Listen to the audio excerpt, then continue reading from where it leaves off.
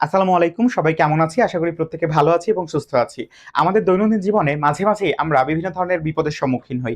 এর মধ্যে অন্যতম রয়েছে আমরা জ্বরে আক্রান্ত হই, অথবা আমাদের অ্যালার্জির সমস্যার সৃষ্টি হয়, কিংবা রান্নাঘরে কাজ করতে গিয়ে আমরা হাত কেটে ফেলা অথবা হাতে ব্যথা পাওয়া, এই জাতীয় সমস্যাও সম্মুখীন হতে পারি। এছাড়া আমাদের সবথেকে প্রতিদিনকার গুরুত্বপূর্ণ যে সমস্যা, সেটা হচ্ছে গ্যাসের সমস্যা।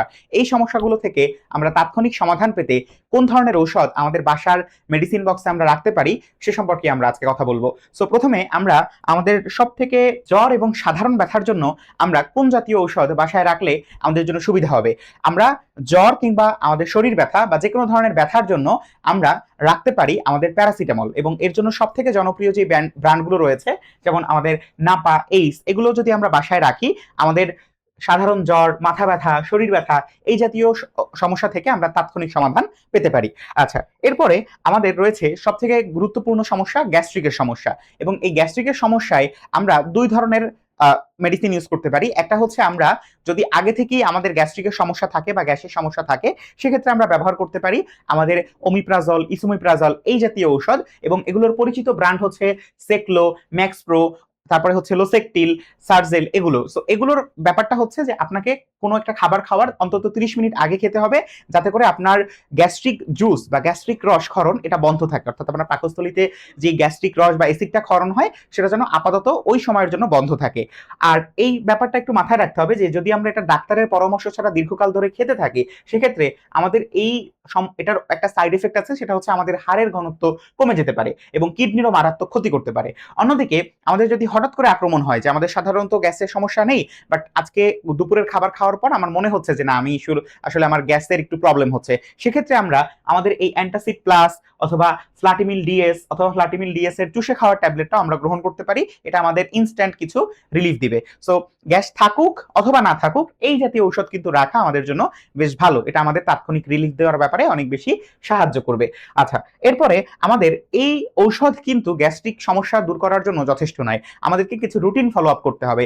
যেমন আমরা একেবারেই ভরা পেটে খাবো না, অল্প অল্প করে বারবার ধরে খাবো। অর্থাৎ একবারে খেতে বসে আমি একেবারে পেট ভরে খেয়ে ফেললাম, এইটা কিন্তু আমাদের জন্য সমস্যা। আমরা বারবারে খাবো, একটা নির্দিষ্ট সময় মেনটেন করে তারপরে খাবো, কিন্তু ধীরে ধীরে এবং অল্প অল্প করে খাবো। এরপরে আমাদের খাবার পরপরই আমরা ঘুমাতে চলে যাব না, অন্তত 2 ঘন্টা পর আমরা খাবার খাওয়ার 2 ঘন্টা পরে আমরা শুতে যাব।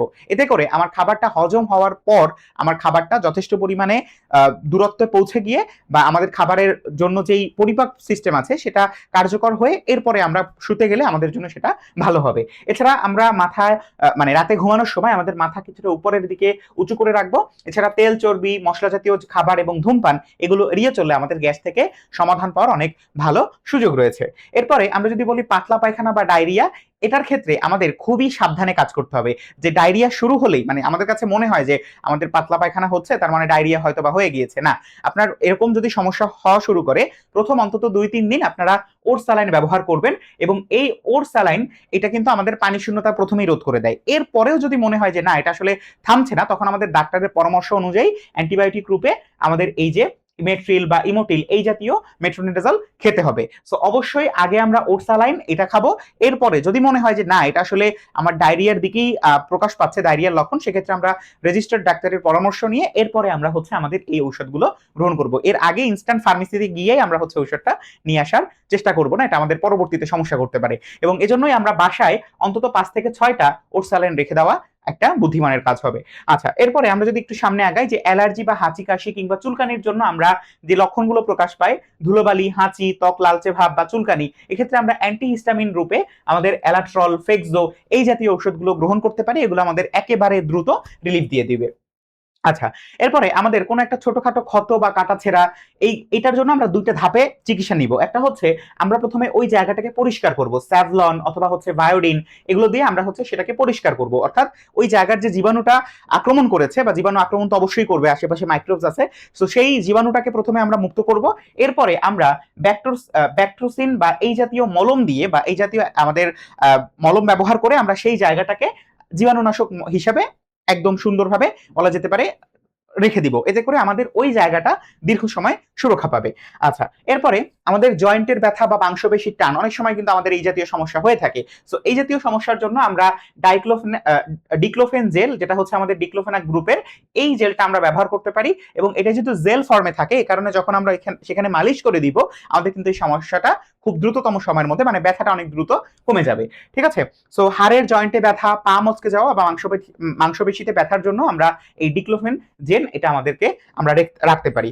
আচ্ছা, এরপরে অন্যান্য সাধারণ সমস্যা যেমন মুখে ঘা, এটার জন্য আমরা ইউজ করতে পারি রিবোসিনা, রিবোসন, অথবা এর সাথে একটা সিভিড ব্যবহার করতে পারি, কারণ এটা আমাদের ভিটামিন B12 এর অভাবটাকে মিটিয়ে দিবে। এরপরে আমাদের কোষ্ঠকাঠিন্য বা কষা, বা যেটা আমরা বলতে পারি যে আমাদের সাধারণত যদি পায়খানা কোনো কারণে কষা হয়ে যায়, সেক্ষেত্রে আমরা আমাদের ইসবগুলের ভুসি গ্রহণ করতে পারি, এবং এটা প্রাকৃতিক এবং অত্যন্ত নিরাপদ। এবং রাতে ঘুমাতে যাওয়ার আগে আমরা পর্যাপ্ত পানির সাথে যদি এটা গ্রহণ করি, এটা আমাদের এই কোষ্ঠকাঠিন্য থেকে অনেকটা রিলিফ দিয়ে দিবে। সো আমরা যদি সর্বশেষ আমাদের স্মার্ট ক্যাবিনেট চেকলিস্টটা দেখি, যে আমাদের জ্বর বা ব্যথার জন্য প্যারাসিটামল, গ্যাস্ট্রিকের দীর্ঘমেয়াদী সমস্যা থেকে উত্তরণ পেতে ওমিপ্রাজল, ইসোমোপিরাজল, এই টাইপের ঔষধ, গ্যাস্ট্রিকের জন্য যেগুলো হঠাৎ করে ওঠে বা গ্যাস হয়ে যায়, সেগুলোর জন্য অ্যান্টাসিড, পাতলা পায়খানার জন্য ওরসালাইন, তারপরে হচ্ছে অ্যালার্জির জন্য অ্যান্টিহিস্টামিন, কাটাছেঁড়ার জন্য জীবাণুনাশক, এবং জয়েন্ট বা পেশিতে ব্যথার জন্য আমরা ডাইক্লোফেনাক জেল ব্যবহার করতে পারি।